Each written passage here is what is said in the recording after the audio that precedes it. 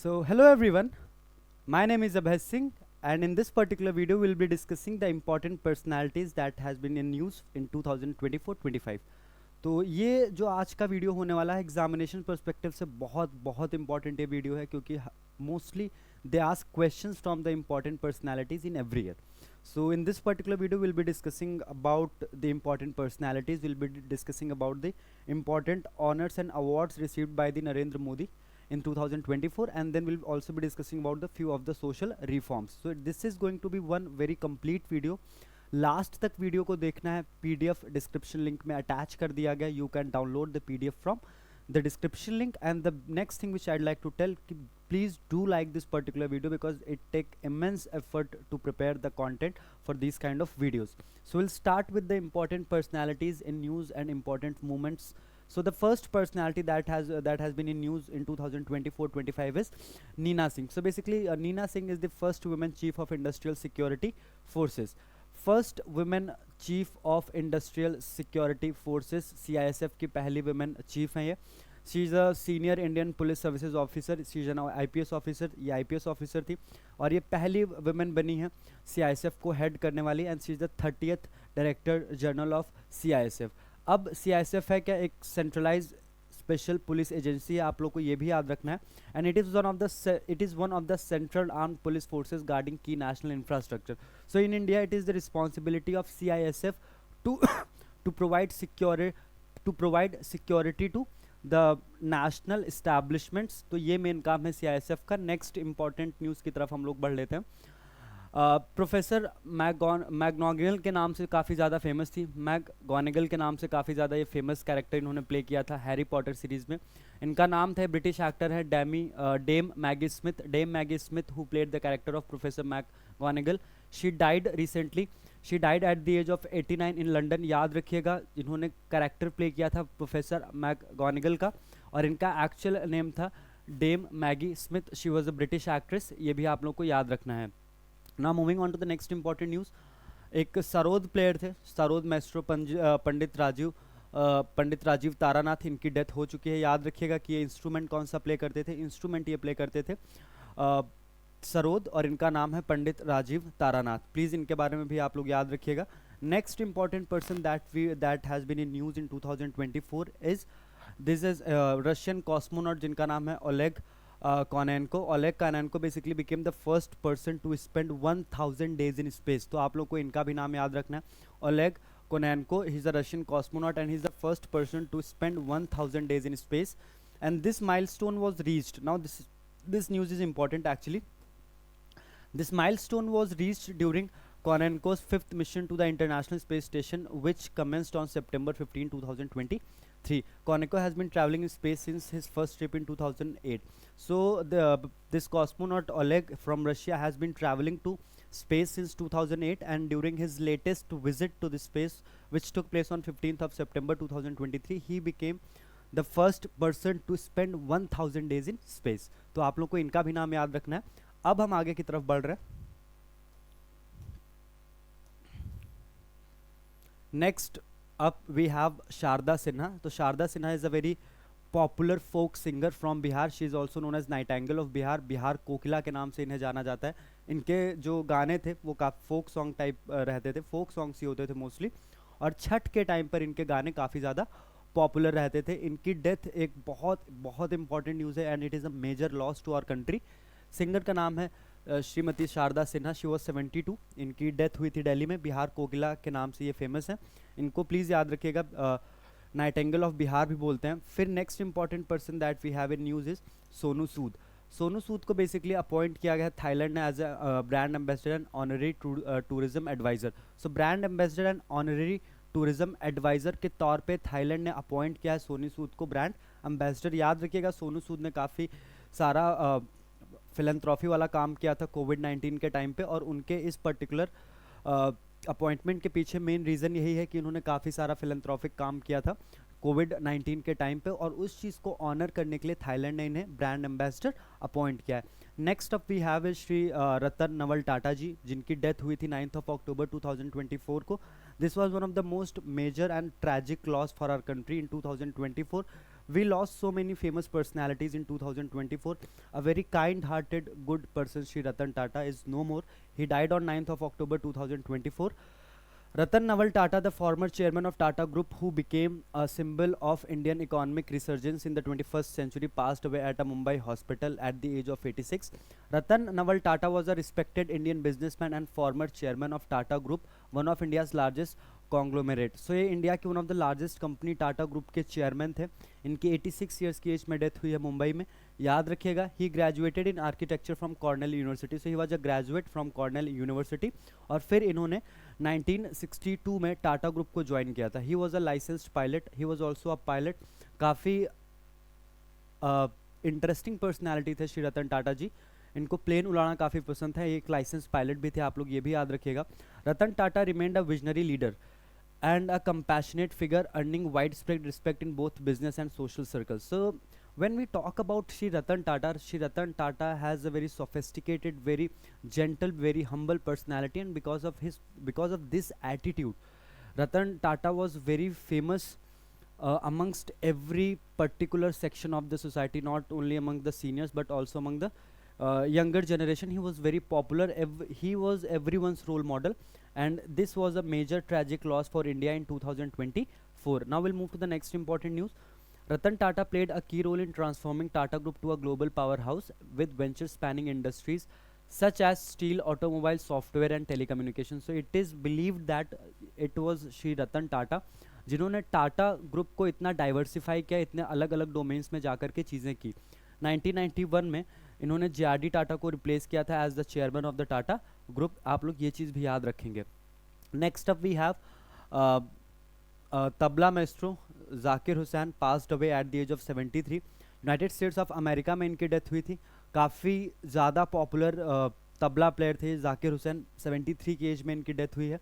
इनके फादर का नाम प्लीज़ याद रखिएगा. इनके फादर का नाम था उस्ताद अल्लाह रखा. उस्ताद अल्लाह रखा के बेटे थे जाकिर हुसैन, जिनकी 73 ईयर्स की एज में डेथ हुई है यूनाइटेड स्टेट्स ऑफ अमेरिका में. और ये तबला प्लेयर थे.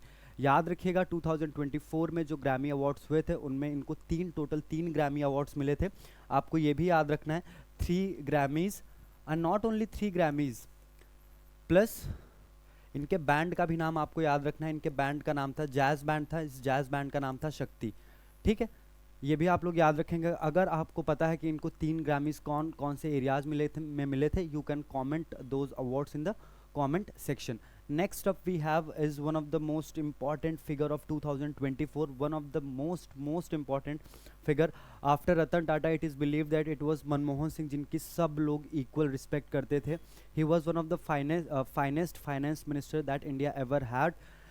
और ये काफ़ी पॉपुलर फिगर हैं जो इकोनॉमिस्ट फ्रेटर्निटी है या जो इकोनॉमिक्स पढ़ते हैं लोग, उनके बीच में काफ़ी ज़्यादा पॉपुलर हैं. And he is a role model of millions and millions of Indian के रोल मॉडल थे.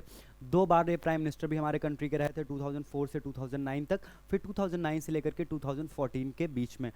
जब भी हम डॉक्टर मनमोहन सिंह की बात करेंगे, हम ऐसा नहीं हो सकता है कि हम 1991 के इकोनॉमिक रिफॉर्म्स की बात ना करें.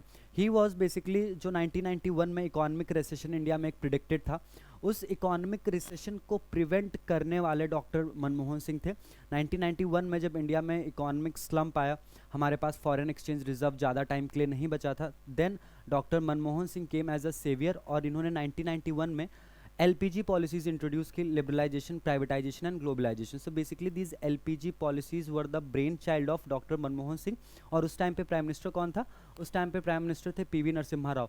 तो नरसिम्हा राव और मनमोहन सिंह की जो ये जोड़ी थी, ये जोड़ी बहुत ज़्यादा पॉपुलर थी और इन्हीं 2 लोगों को मेन क्रेडिट देना चाहिए जब भी हम 1991 के इकोनॉमिक रिफॉर्म्स की बात करेंगे. तो अब हम बात कर लेते हैं डॉक्टर मनमोहन सिंह के बारे में थोड़ा सा और. He was the 13th prime minister of India. India के 13th प्राइम मिनिस्टर थे. 26 ऑफ सितंबर 1932 को इनका जन्म हुआ था. आपको ये भी याद रखनी है, पंजाब में इनका जन्म हुआ था. फिर इन्होंने 1971 में गवर्नमेंट ऑफ इंडिया को as a economic adviser join किया. ये RBI के चेयरमैन भी थे, आपको ये भी याद रखना है. फिर इंडिया के 22nd फाइनेंस मिनिस्टर बने, आपको ये भी चीज़ याद रखनी है. फिर 2004 में इन्होंने इलेक्शन कंटेस्ट किया और उसके बाद फिर ये प्राइम मिनिस्टर बनते हैं. 2 बार प्राइम मिनिस्टर रहे थे. और इंडिया का जो सेकंड हाईएस्ट सिविलियन ऑनर है दैट इज़ पद्म विभूषण. पद्म विभूषण मनमोहन सिंह को 1987 में दे दिया गया था। इसके बाद आप लोगों को याद रखनी है एक और चीज़, वो चीज़ ये है कि इनकी डेथ हुई थी 26 दिसंबर 2024 को, और इनका फ्यूनरल मतलब हुआ था 28 दिसंबर 2024 को निगम बोधि घाट पे। अब हम नेक्स्ट इंपॉर्टेंट पर्सनालिटी की तरफ चलते हैं, और ये पर्सनालिटी है मोहम्मद यूनुस। तो कौन है मोहम्मद यूनुस? तो मोहम्मद यूनुस को अपॉइंट किया है बांग्लादेश ने as the interim prime minister, और इन्हें 2006 में नोबेल पीस प्राइज से सम्मानित किया गया था। आप याद रखिएगा, पर्सनालिटी का नाम है मोहम्मद यूनुस।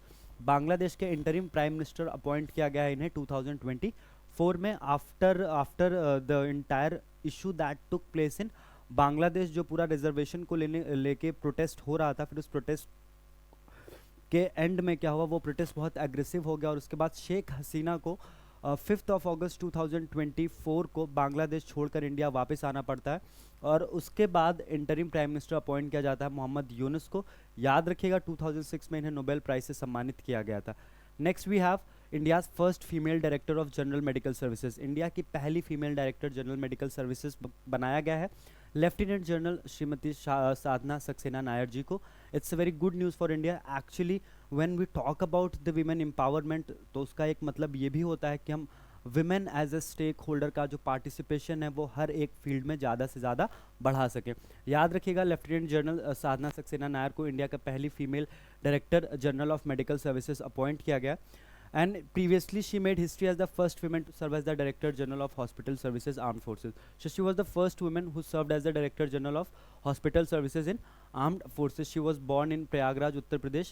वहीं से उन्होंने अपनी एजुकेशन कंप्लीट की थी, फिर आसाम में जाकर के भी इन्होंने कुछ स्कूलिंग अपनी कंप्लीट किया, और आर्म्ड फोर्सेज मेडिकल कॉलेज से इन्होंने अपना ग्रेजुएशन कंप्लीट किया, और 1985 में इन्होंने आर्मी को ज्वाइन किया। Next up we have is Carnatic vocalist T M. Krishna. एक कार्नेटिक सिंगर हैं, कार्नेटिक सिंगर हैं टी.एम. कृष्णा।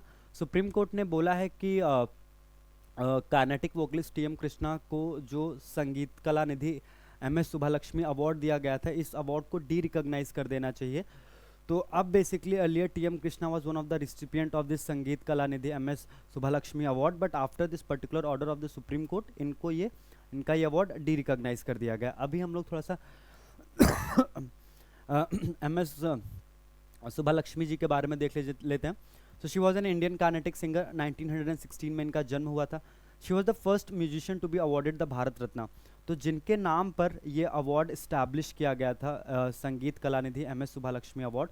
तो जो सुभालक्ष्मी जी हैं, इन्हें इंडिया का highest civilian award Bharat Ratna भी मिल चुका है, and in 1974 she became the first Indian musician to receive the Raman Magsaysay award.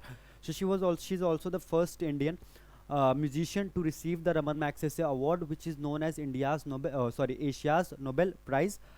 ये भी आप लोग को याद रखना है। And she was also the first Indian to perform at the United Nations. 1966 में she became the first women to perform at the United Nations, right. इसके बाद नेक्स्ट इंपॉर्टेंट न्यूज़ की तरफ हमें बढ़ना है कि एक अजमेर में एक कोर्ट था जिसने एक पिटिशन एक्सेप्ट किया था, और ये पिटिशन फाइल की थी हिंदू सेना ने, और उनका ये क्लेम था कि पहले जहाँ पर अजमेर शरीफ की दरगाह है उसके नीचे एक शिव टेम्पल हुआ करता था। इसके लिए न्यूज़ इंपॉर्टेंट हो जाती है। याद रखिएगा, अजमेर शरीफ में जो दरगाह है वो ख्वाजा मोइनुद्दीन चिश्ती की है, ठीक है, प्लीज़ इनका नाम याद रखिएगा, ख्वाजा मोइनुद्दीन चिश्ती की है। और ये जो दरगाह है, ये दरगाह बनवाई थी मुग़ल किंग हुमायूं ने, आप लोग ये भी याद रखिएगा। और वाइट मार्बल का यूज़ किया गया है इस पर्टिकुलर श्राइन को बनाने के लिए। बस आपको इतना ही याद रखना है कि मोइनुद्दीन चिश्ती की दरगाह थी और इसको बनवाया था हुमायूं ने, ठीक है, बस इतना ही याद रखना है। इसके अलावा आपको कुछ भी याद रखने की ज़रूरत नहीं है। अब हम कुछ इंपॉर्टेंट सोशल रिफॉर्मर्स के बारे में देख लेते हैं। First of we have is Raja Ram Mohan Roy. Raja Ram Mohan Roy is also known as father of Indian renaissance. Indian renaissance का जनक इनको बोला जाता है। Father of Indian renaissance is mister Raja Ram Mohan Roy, ठीक है। इसके बाद नेक्स्ट चीज़ जो आप लोग को याद रखनी है कि इन्होंने सती अबॉलिशन ऑफ सती को लेकर के काफ़ी ज़्यादा इंडिया में काम किया था। Raja Ram Mohan Roy abhorred sati and raised the voice against it. In 1830 he went to UK as a Mughal ambassador to protect the ban on sati by Bengal Sati Regulation 1829. So Raja Ram Mohan Roy is considered as the main personality behind the abolition of sati in India, right. काफ़ी ज़्यादा इन्होंने इसके लिए मशक्क़त की थी, काफ़ी ज़्यादा इसके लिए इन्होंने मेहनत की थी, और इन्होंने एक न्यूज़पेपर को भी इस्टेब्लिश किया था जिसका नाम था मिरातुल अखबार, और एक पर्शियन लैंग्वेज में भी एक था जिसका नाम था संबाद कौमुदी। तो ये दो चीज़ें भी आप लोग को याद रखनी है। and he was one of the most prominent figure behind the establishment of ब्रह्मो समाज. मेन फिगर थे ये ब्रह्मो समाज के establishment के पीछे भी, तो आप लोग को ये चीज़ भी याद रखनी है. Now will move to the second important personality, Jyotiba Phule. Jyotiba Phule को बेसिकली विमेन एजुकेशन और दलित राइट्स के लिए इन्होंने काफ़ी ज़्यादा काम किया. ये सवाल बहुत ज़्यादा बार एग्जाम में पूछा जा चुका है, आप लोग याद रखिएगा. ज्योतिबा फूले इन्होंने काफ़ी ज़्यादा काम किया था वुमेन एजुकेशन को लेकर के. Next up we have is Ishwar Chandra Vidyasagar. Ishwar Chandra Vidyasagar के बारे में आप लोग को ये चीज़ याद रखनी है कि इन्होंने वुमेन और हिंदू विडो रीमैरिज को लेकर के इन्होंने काफ़ी ज़्यादा काम किया है. पर्सनालिटी का नाम है श्री ईश्वर चंद्र विद्यासागर. विडो रीमैरिज से रिलेटेड हैं ये, और आपसे अगर एग्जाम में क्वेश्चन पूछा जाएगा तो यही पूछा जाएगा कि Ishwar Chandra Vidyasagar out of the given options Ishwar Chandra Vidyasagar किस पॉपुलर मूवमेंट से रिलेटेड है, तो याद रखिएगा he is related to widow remarriage. Next up we have is, और इन्होंने इनके वजह से 1856 में एक एक्ट भी पास हुआ था जिस एक्ट का नाम था हिंदू विडोज रीमैरिज एक्ट. 1856 में इन्हीं की वजह से पास हुआ था. Next up we have is Swami Dayanand Saraswati. इन्होंने 1875 में आर्य समाज की स्टैब्लिशमेंट किया था. याद रखिएगा आर्य समाज के फाउंडर कौन थे, Swami Dayanand Saraswati. Next up we have is, और इन्होंने स्वामी दयानंद सरस्वती ने एक आइडिया ऑफ शुद्धि काफ़ी ज़्यादा पॉपुलर किया था, that the individuals who had converted to other religion should convert back to Hinduism. So Shuddhi का कॉन्सेप्ट क्या था, शुद्धि का कॉन्सेप्ट कि जितने लोगों ने हिंदुइज्म से किसी और रिलीजन में कन्वर्ट किया उनको वापस से रिकन्वर्ट कर देना चाहिए वापस से हिंदुइज्म में, और इस प्रोसेस को उन्होंने बोला था शुद्धिकरण या शुद्धि. फिर हम एनी बेसेंट के बारे में बात कर लेते हैं. Annie Besant is one of the main personalities जिनके बारे में आपको याद रखना है. थियोसॉफिकल सोसाइटी से ये जुड़ी हुई थी, आपको ये चीज़ याद रखनी है. अब हम कुछ इंपॉर्टेंट पार्टीज़ के बारे में देख लेते हैं. ऑल इंडिया मुस्लिम लीग का एस्टैब्लिशमेंट हुआ था 1906 में, और इसके फाउंडर्स थे Nawab Salimullah Khan and Aga Khan and Syed Amir Ali. Nawab Salimullah Khan, Aga Khan, Syed Amir Ali were the founders of All India Muslim League. Next we have is Ghadar party. 1913 में इस पार्टी को इस्टेब्लिश किया गया था.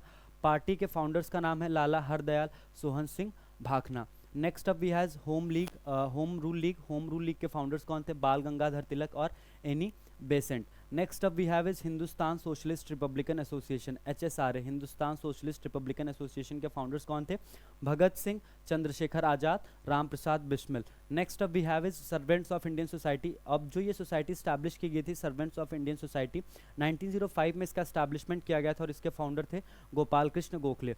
Next up we have is young Bengal movement, और इसके फाउंडर्स थे जिन्होंने इसे इस्टेब्लिश किया था Henry Louis and Vivian Derozio. तो ये चीज़ें भी आप लोग को याद रखनी है. एग्जामिनेशन पॉइंट ऑफ व्यू से ये हर कोई सी भी इंफॉर्मेशन आपसे एग्जाम में पूछी जा सकती है. Next up we have is Anushilan Samiti. अनुशीलन समिति के फाउंडर्स का नाम है 1902 में से इस्टेब्लिश किया गया था Pramatha Mitra, Aurobindo Ghosh, Barindra Ghosh. Then we have Ramakrishna mission. Ramakrishna mission के फाउंडर कौन थे, स्वामी विवेकानंद. स्वामी विवेकानंद के गुरु का भी नाम याद रखिएगा, Swami Ramakrishna Paramhans. Swami Vivekananda was born in 1863. फिर उन्होंने एक बहुत ही पॉपुलर स्पीच दी थी 1893 में शिकागो में वर्ल्ड रिलीजन पार्लियामेंट में. आपको वो भी चीज़ याद रखनी है. अब लास्ट पार्ट पे हम आज के न्यूज़ में मूव कर रहे हैं. लास्ट पार्ट है, और लास्ट पार्ट बेसिकली क्या है कि प्राइम मिनिस्टर नरेंद्र मोदी को कौन कौन से अवार्ड्स मिले हैं 2024 में. So these are the 7 awards which have been given by the different countries to the prime minister of India Shri Narendra Modi. पहला अवार्ड है order of Mubarak Al Kabeer, और ये अवार्ड दिया है कुवैत ने recently prime minister Narendra Modi को. कुवैत और India के रिलेशंस को और स्ट्रॉन्ग करने के लिए, बायलैटरल रिलेशंस में बहुत ज़्यादा एफर्ट्स देने के लिए, इसलिए कुवैत ने order of Mubarak Al Kabir दिया है नरेंद्र मोदी जी को. याद रखिएगा. दूसरा अवार्ड है honorary order of freedom of Barbados. यह अवार्ड बाराबाडोस ने दिया है. Next up we have is order of excellence, Guyana ने दिया है. Dominica award of honour, Dominica ने दिया है. Grand commander of the order of the Nigeria ने दिया है. Order of the Saint Andrews the apostle, Russia ने दिया है. Order of the Druk Gyalpo, Bhutan ने दिया है. कुछ 4-5 पर्सनालिटीज़ के बारे में हम थोड़ा सा वर्बली डिस्कस कर लेते हैं जो आप लोग को एग्जामिनेशन पॉइंट ऑफ व्यू से याद रखनी है. First of we have is D Gukesh. D Gukesh का नाम आप लोग को याद रखना है because he became the youngest world chess champion. He is the second Indian after Viswanathan Anand to win world chess championship. Next up we have is Manu Bhaker. Manu Bhaker के बारे में आप लोग को क्या याद रखना है, Manu Bhaker is the only Indian athlete to win 2 Olympic medals in the single edition of the Olympic. Next नाम आप लोग को याद रखना है अभिनव बिंद्रा का. अभिनव बिंद्रा का नाम आप लोग को सिर्फ इसलिए याद रखना है because Abhinav Bindra is the second Indian after Indira Gandhi to receive Order of the Olympics award from International Olympics Committee. Next up we have is Nirmala Sitharaman. हमारे कंट्री की फाइनेंस मिनिस्टर हैं श्रीमती निर्मला सीतारमन, और इनका भी नाम आपको सिर्फ इसलिए याद रखना है क्योंकि इन्होंने लगातार 8वीं बार बजट, इस बार 2025-26 का बजट 1 फरवरी 2025 को प्रेजेंट किया है। इसके बाद next up we have is Donald Trump. Donald Trump का नाम क्यों आप लोगों को याद रखना है, because Donald Trump is the 47th president of United States of America. Next up we have is Kash Patel. कश पटेल का नाम आप लोगों को क्यों याद रखना है, क्योंकि he is of Indian origin और इनको अपॉइंट किया गया है as the director of FBI।